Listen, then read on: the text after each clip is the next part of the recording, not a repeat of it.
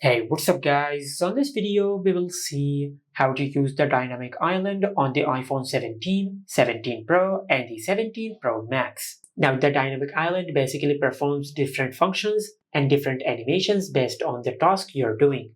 For an example, if you open the clock app and if you start the stopwatch, now if you go to the home screen, the stopwatch will continue in the dynamic island.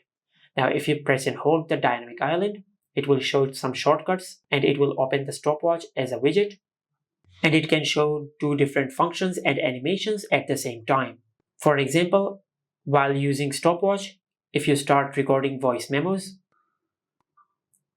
the voice memos app will go to the dynamic island and the stopwatch will be in a bubble at the side of the voice memos.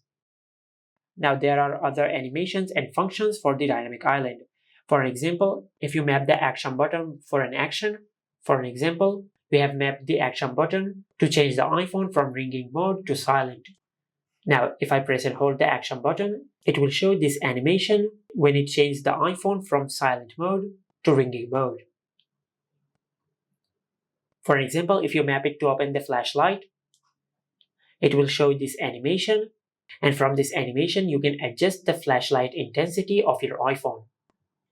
And there are many more animations and functions to the dynamic island, like it shows an animation when you plug your iPhone to charge, and it also shows an animation when the battery level drops under 20%. And this is how you can use the dynamic island on the iPhone 17, 17 Pro and the 17 Pro Max. Make sure to like, comment and subscribe. Thank you for watching.